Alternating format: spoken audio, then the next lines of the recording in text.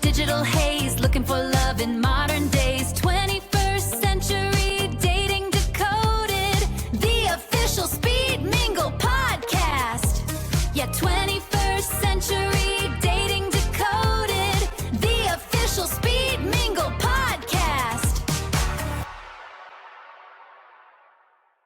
So what if I told you that the absolute best way to, break free from dating apps, escape the endless scrolling, and just cure your digital burnout? Wait, no, let me rephrase that. Sure. What if the cure to all that digital burnout was to voluntarily hand over your social life to a highly invasive, hyper-specific matching algorithm? I mean, honestly, it sounds like a complete contradiction. Right. Because we are constantly told, put the phone down, go outside, just go meet people in the real world. Like it's that easy. Exactly. But the reality of modern social friction tells a very different story. I mean, you can't just walk into a room of strangers anymore without a massive amount of anticipatory anxiety. Oh, absolutely. It's terrifying for most people. Mm-hmm. And that is the exact paradox we are exploring today. You are listening to a deep dive into the architecture of modern human connection. It's a fascinating subject. It really is. We are analyzing this operational model from a company called Speed Mingle.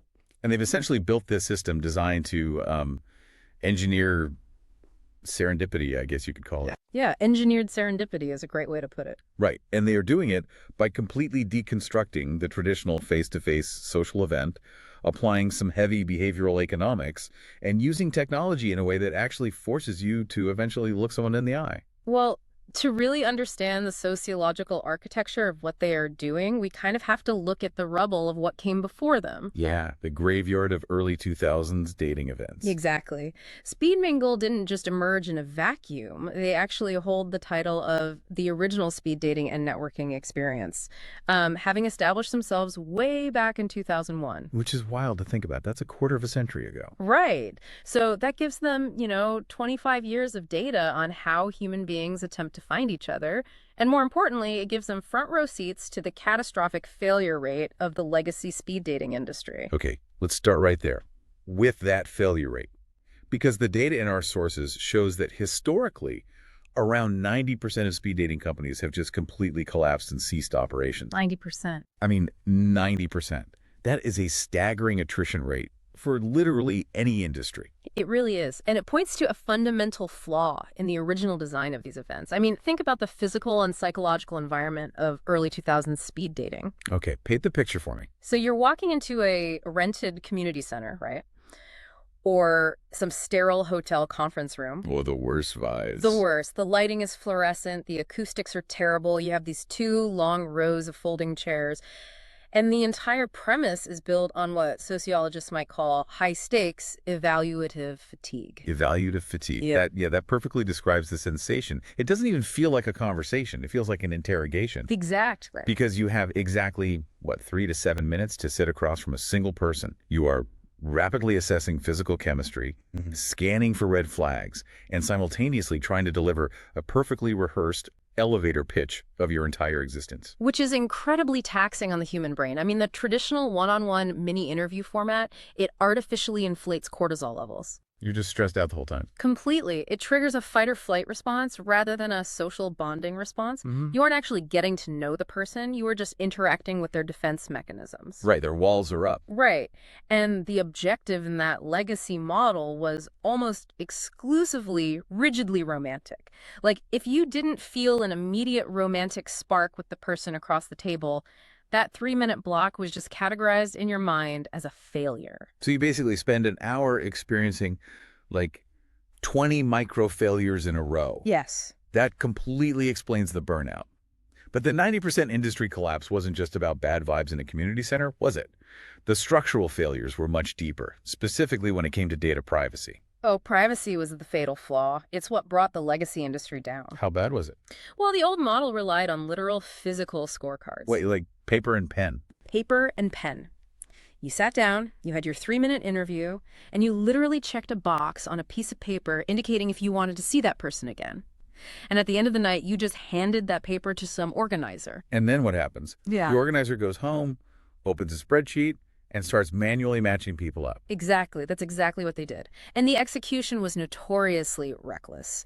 If there was a mutual match, the company would routinely email out your personal contact information. Oh, no. Sometimes just an email, but often a personal cell phone number. Okay, let me stop you there. Yeah. Because the potential for disaster is just so obvious. If you go to an event and you sit across from someone who makes you intensely uncomfortable, you're obviously not going to check the box for them. Right, of course not. But if a tired event organizer misreads a handwritten scorecard or just, accidentally CCs the wrong person on an email, they have just handed your personal phone number to someone you actively wanted to avoid. And it happened constantly. Are you serious? Yeah, the unauthorized release of participants' personal information to individuals they absolutely did not wish to meet was like the dark secret of the early speed dating boom. That is a profound breach of trust. It really was.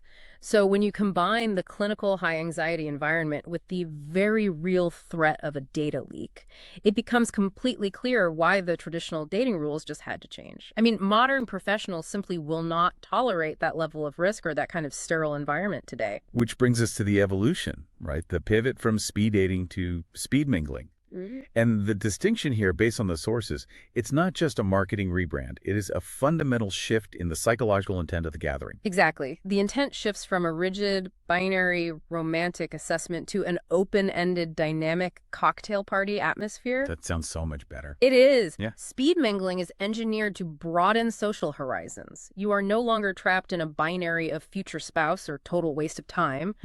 You might be attending to find a romantic partner, certainly, but you are equally encouraged to attend to find a new platonic friend, to expand a professional network, or just to engage in casual social connection. It changes the entire definition of success for the evening. It does. If traditional speed dating treats every non-romantic connection as a failure, speed mingling treats every genuine human interaction as a win. Like you might not meet your soulmate, but you might meet a graphic designer who can help you with your startup, or someone who wants to join your weekend cycling group. And by lowering the stakes, you ironically increase the likelihood of genuine romantic chemistry. Because everyone's just relaxed. Exactly. When people are not operating under the crushing weight of a 3-minute marital audition, their true personalities actually emerge. They relax. The social friction dissipates. But hold on, let me push back for a second. If we are ditching the rigid sit-across-the-table format, how does the architecture of the event actually function? You can't just shove 50 people into a room, tell them to mingle, and expect magic. No, definitely not. Because we have all been to unstructured networking events, and they inevitably devolve into awkward high school dances. The extroverts dominate the center of the room, and everyone else just hugs the wall staring at their drinks. That is the exact problem of unstructured group dominance. And it is why Speed Mingle utilizes a highly specific environmental engineering tactic, starting with what we can call the group mingle protocol. The group mingle protocol. Okay, break it down for me. When you attend an event, you are not thrown into a free-for-all, nor are you placed in a one-on-one scenario. You are carefully curated into groups of 4 to 6 people. Groups of 4 to 6. That is a very specific number. Why not pairs, and why not larger circles of, say, 10? It ties into Dunbar's number and the biological limits of conversational cognitive load. Oh, cognitive load. Interesting. Right. When a group exceeds 6 people, human conversation naturally fractures. It splits into side conversations because our brains just struggle to track more than a few active conversational threads simultaneously. That makes total sense. Like at a large dinner party, you end up just talking to the person next to you. Exactly. By capping the table at 4 to 6 people, the organizers force a single, unified group dynamic. And the data emphasizes that these groups might have an even gender split, or they might not, right? Correct. Because the goal isn't a transactional romantic match. The gender ratio at any given table is secondary to the psychographic compatibility. Okay. If you are sitting at a table with 5 other people, the value of the interaction isn't strictly based on who you might want to date. It is based on shared interests. I understand the theory, but I still have to challenge the reality of group dynamics here. Putting 4 to 6 strangers in a circle is a recipe for the loudest person in the room to just hijack the entire round. Oh, we all know that guy. Right. We all know him. He sits down and immediately launches into a 10-minute monologue about his golf swing or his cryptocurrency portfolio. How does a quiet, introverted person ever get a word in? That is the Achilles heel of any group setting. To solve it, Speed Mingle introduces a physical catalyst into the environment. They place a proprietary tool right in the middle of the table. A 54-card deck called 52 plus 2, the card game. A literal deck of cards. A literal deck of cards engineered specifically for seamless introductions. During the 10 to 15-minute connection rounds, the group uses these cards to guide the conversation. And that 10 to 15-minute window is crucial, by the way. It really is. Because 10 minutes is long enough to get past the superficial pleasantries, but short enough that if you were stuck at a table with zero chemistry, you know a rotation is imminent.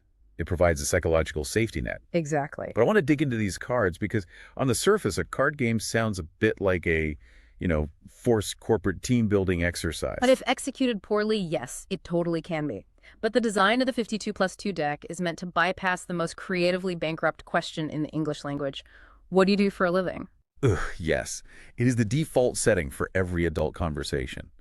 And it instantly forces people into a socioeconomic hierarchy. It does. It also forces people into their rehearsed conversational loops. We all have a polished, highly edited script we use for strangers. Like our PR statement. Right. The cards act as a social equalizer. They feature thought-provoking scenarios and engaging prompts that force you off your script. I imagine these cards act like a conversational heat shield. What do you mean by that? Like, if I ask a group of strangers a deep, revealing question out of nowhere, it can feel invasive. I might look overly intense or weird, but if I draw a card and the card asks the question, the social pressure is entirely externalized. If the question bombs, we can blame the deck, not my lack of social grace. That is precisely the psychological mechanism at play. It transforms an interview into a shared game. The tension just diffuses instantly. That's brilliant. Instead of staring at each other trying to invent small talk, the group is unified by a third-party prompt. You draw a card that asks, for example, what the most spontaneous decision you've ever made was. Suddenly, you aren't reciting your resume, you are telling a story. And for the introverts at the table, this is massive. You don't carry the cognitive burden of driving the conversation. The card does the heavy lifting. You just get to answer honestly. Yes, exactly. And it completely neutralizes the loud guy who wants to talk about golf, because the rules of the game dictate that everyone gets a turn to answer the prompt. Furthermore, it encourages what sociologists call empathetic listening. Okay, empathetic listening. Yeah, so in high-anxiety situations, most people engage in passive listening. They are just waiting for the other person to stop moving their mouth so they can deliver their rehearsed line. Guilty. We all do it. But the unique prompts force you to actually listen to the answers because they reveal authentic passions, humor, and vulnerabilities. You are listening to understand, not just to reply. Okay, so the table environment is highly structured to feel unstructured. We have groups of 4 to 6 to maintain a unified conversation. We have the 10 to 15-minute rounds to keep energy high. We have the 52 plus 2 conversational heat shields to bypass small talk. Correct. But the lingering question is curation. How did I end up at that specific table with those specific people? If this isn't random, there must be a mechanism sorting the room. This is where the digital architecture comes in, and where we address your opening thought about algorithms. The company uses a proprietary platform called the SmartSync app. Right, which, if the goal is to escape digital burnout, using an app to sort people seems counterintuitive. Aren't we just reinventing the algorithmic echo chamber here? Not exactly, because the algorithm isn't optimizing for engagement time on a screen. Okay, what is it doing? It is optimizing for physical propinquity based on intent. Propinquity meaning physical closeness or proximity. Yes. Before you even set foot in the venue, you log into the SmartSync web app to complete a profile. But unlike legacy dating apps that prioritize height, age, or a heavily filtered photo, SmartSync builds a psychographic profile. Break down the difference between demographic and psychographic in this context. I think that's super important for you, the listener, to grasp. Sure. Demographics are statistical data relating to the population age, income, race, height. Psychographics are qualitative methodologies used to describe traits like psychological attributes, values, opinions, and interests. Okay. The SmartSync algorithm calculates compatibility percentages based almost entirely on your psychographic data, specifically your intent and your shared interests. So how does the system weigh those elements? Like, where does it even start? It begins with what they call a deal breaker category. This is where you declare your primary purpose for attending the event. You are forced to choose one of 4 distinct lanes: networking, friendship, dating, or casual fun. That is a brilliant piece of social engineering. It really is. Because the greatest source of friction at any mixer is a misalignment of expectations. Imagine the sheer waste of energy if someone is looking for a serious long-term romantic relationship and they spend an entire 15-minute round trying to flirt with someone who is strictly there to find new clients for their accounting firm. It creates mutual frustration. By forcing users to define their intent, whether that is networking for industry insights, friendship for a workout buddy, dating for romance, or casual fun for spontaneous, low-commitment interactions, the algorithm establishes a baseline of mutual expectation. Right. And once the intent is locked in, how does it build out the rest of the psychographic profile? Through granular interest categories, users select from a vast array of topics. The system categorizes these into broad buckets like adventure, arts and culture, creative outlets, film and television, fun and games, food and drink, health and lifestyle, intellectual stimulation, and sports and activities. So the algorithm is doing all the heavy lifting behind the scenes. It cross-references your deal-breaker intent with your specific interests, and it calculates a mathematical compatibility percentage with every other attendee in the room. Correct. So when you walk into the venue and sit down at your assigned table for the first round, you aren't sitting with random strangers. You're sitting with a group of 4 to 6 people who have a statistically verified common ground with you. It really is engineered serendipity. You draw a 52+2 card about your favorite travel memory, and because the algorithm quietly grouped you with people who all selected adventure and food and drink as high-priority interests, the whole table immediately connects over stories of backpacking and street food. The friction is just gone. Exactly.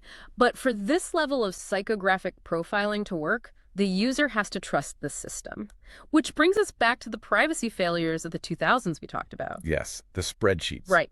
If I'm feeding my intentions, my interests, and my personal data into an app, I need absolute assurance that I am not going to end up on a leaked spreadsheet. The data vault. How does SpeedMingle actually protect the information during these events? They have instituted what is essentially a zero-trust architecture for personal data during the physical event. When you arrive, you interact using your first name only. Just your first name. Just your first name. There are no last names printed on badges. No business cards are exchanged unless you explicitly choose to do so. But the protection goes much deeper into the demographic data itself. What do you mean by demographic data protection? SpeedMingle maintains a strict policy where they refuse to disclose specific registration data prior to, during, or after the event. They will not tell you the exact head count. They will not disclose the specific age ranges of the people currently registered. They completely lock down data regarding gender identities and racial backgrounds. Now, let me push back on that for a second. Because if you are listening to this and you are pulling out your credit card to buy a ticket to one of these events, that total secrecy requires a massive leap of faith. It does. Why wouldn't they tell me the age breakdown? What if I am 28 years old and I walk in and the entire room is in their late 50s? Isn't withholding that information a disservice to the customer? It's understandable why you'd feel that way, but it is a deliberate friction designed to combat preconceived biases. Interesting. The company operates on a strict, intentional open age policy for all adults 21 and over. While they note in the sources that their events typically attract a vibrant professional crowd ranging from mid-30s to early 60s, the doors are open to anyone of legal drinking age. Their stated philosophy is that great chemistry transcends numbers. Great chemistry transcends numbers. That is a direct attack on modern swiping culture. Exactly. Think about how we behave on traditional apps. We apply ruthless, arbitrary demographic filters. Oh, totally. We filter out anyone who isn't exactly between the ages of 28 and 32, or who isn't a specific height.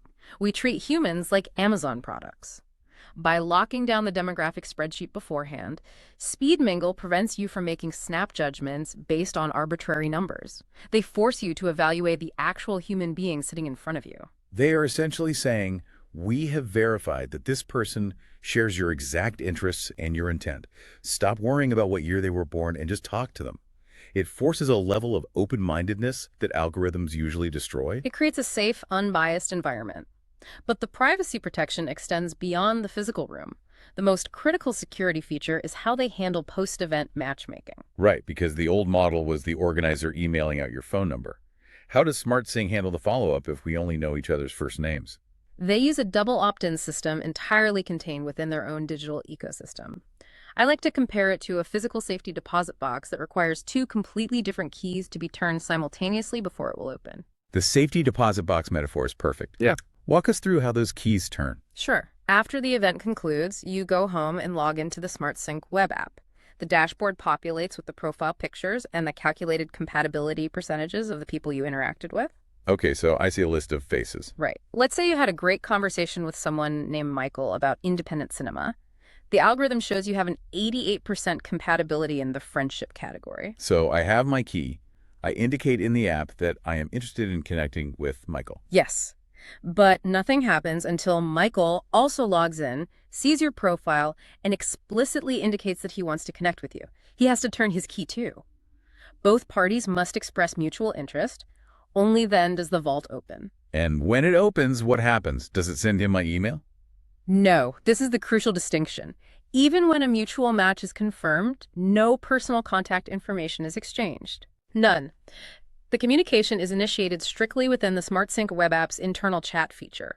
SpeedMingle never hands out your last name, your email address, or your personal phone number. Wow. Which completely eliminates the modern nightmare of having to gently reject someone over a text message because an event coordinator carelessly handed out your cell number. You are entirely in control. Exactly.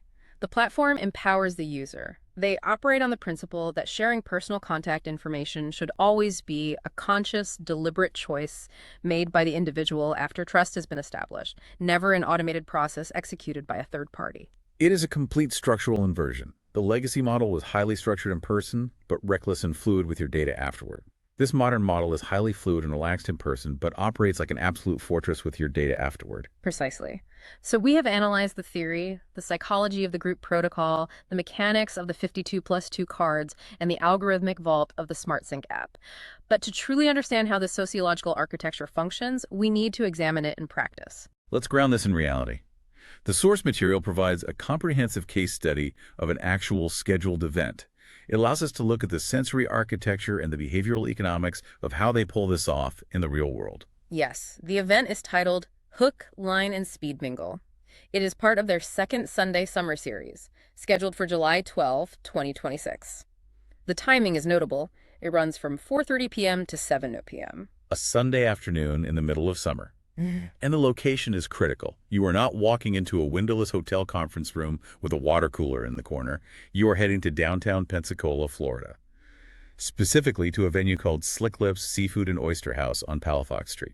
The choice of venue is arguably as important as the matching algorithm. You cannot engineer a dynamic cocktail party vibe in a sterile corporate environment. The physical space dictates the psychological comfort of the attendees. And Slick Lips is fascinating just on a cultural level. The sources note it gets its name from a local fisherman's nickname for the amberjack fish, which apparently don't have any teeth, hence slick lips. That quirky local history is an icebreaker before you even walk through the door. The environment is described as upscale casual, a vibrant coastal hotspot, and this introduces the concept of the sensory architecture of a social event. Let's explore that, because the sensory inputs, lighting, noise, smell, have a direct impact on our nervous system. Exactly. When you are in a sterile hall with bright overhead lights, your brain perceives it as an evaluative environment, like a hospital or an interrogation room. Cortisol rises. At a venue like Slick Lips, the sensory inputs are designed to lower defenses. The warm coastal ambiance, the ambient sound of upbeat but non-intrusive music, the clinking of craft cocktails. And the food. We cannot underestimate food as a secondary social lubricant. We actually have the menu details from the source material, and it paints a vivid picture of how food facilitates connection. Sharing a meal, or even appetizers, triggers deep evolutionary social bonding mechanisms. Imagine sitting at a table with 4 strangers. You've just drawn a 52+2 card, and the server drops off a plate of smoked cheddar bacon bombs with sweet chili aioli, or a basket of beignets. It provides a shared physical experience.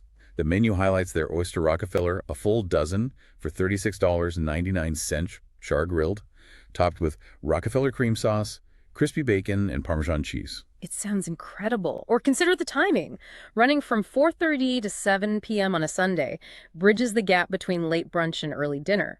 The sources explicitly mention brunch items like the $15.99 strawberry cream cheese French toast. Brioche topped with fresh strawberries and vanilla bean cream cheese, When you are breaking the ice over something highly sensory and indulgent like that, it completely transforms the context of the interaction. It doesn't feel like a networking event. It feels like a genuinely enjoyable lifestyle experience. It lowers the stakes. And the visual branding of the event supports this entirely. The logo for the Hook, Line, and Speed Mingle event is a masterclass in communicating vibe. Oh, I love the logo and the sources. It features a retro nautical aesthetic, a fish jumping on a hook, a man and a woman casually holding drinks on a wooden dock with a sunset backdrop. It is framed by a basket of fresh oysters and a shucking knife on one side, and an elegant etched glass craft cocktail with a lime wheel on the other. It sells a sophisticated, relaxed summer narrative. It tells you, the prospective attendee, this is a safe, civilized place to spend your Sunday afternoon. But convincing people to actually commit to a social event with strangers requires more than just a nice logo and good oysters. It requires financial manipulation. Financial manipulation is a harsh term, but accurate. We are talking about the behavioral economics of ticket pricing. The pricing tiers are not arbitrary. They are meticulously structured to engineer human behavior and overcome the natural human tendency to procrastinate social risk. Let's break down the math on this. According to the sources, the day of event registration for the Slick Lips event is $39.99. Which, for a curated, algorithmically matched, hosted event at an upscale seafood restaurant, $40 is a very reasonable market rate. However, the structure is designed to heavily penalize anyone who actually pays that amount. Because they offer an early bird registration for $19.99. That tier closes exactly 10 days before the event. And there is a third option, an Eventbrite exclusive, 2-for-1 registration, priced at $29.99. We need to analyze why a company would willingly cut their revenue in half for early adopters. Buying the early bird ticket at $19.99 saves the attendee a massive 50% compared to the day of cost. So why do they need that 50% penalty for procrastinators? What is the operational necessity there? It comes back to the SmartSync algorithm and the group dynamics. A successful mingle depends entirely on the curation of those 4 to 6 person tables. The algorithm needs time to calculate the psychographic compatibility, cross-reference the intent deal breakers, and structure the rotations. Ah, I see. If 50 people wait until Sunday morning to buy a ticket, the algorithm doesn't have the runway to do its job. The organizers are flying blind. Exactly. It is identical to the yield management models used by airlines. The early planner provides the airline with predictability, so they are rewarded with a steep discount. The person who decides to fly on Sunday morning introduces chaos into the system, so they pay the premium.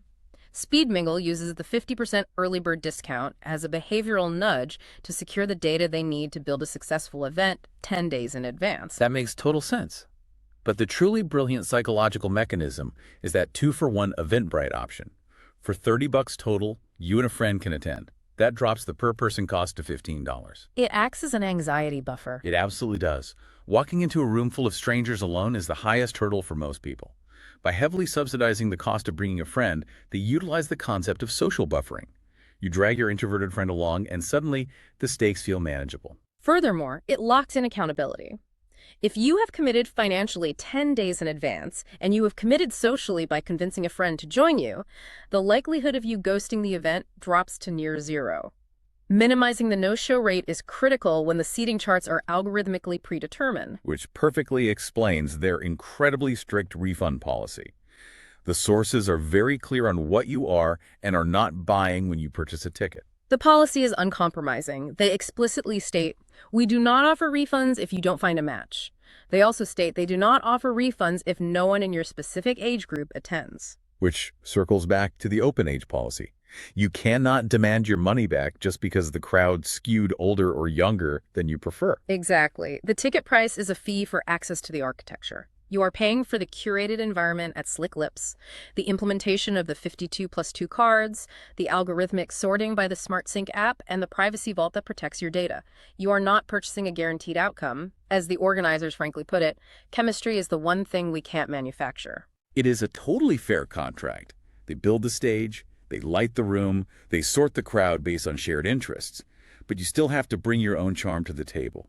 Which leads us perfectly into the final phase of our analysis.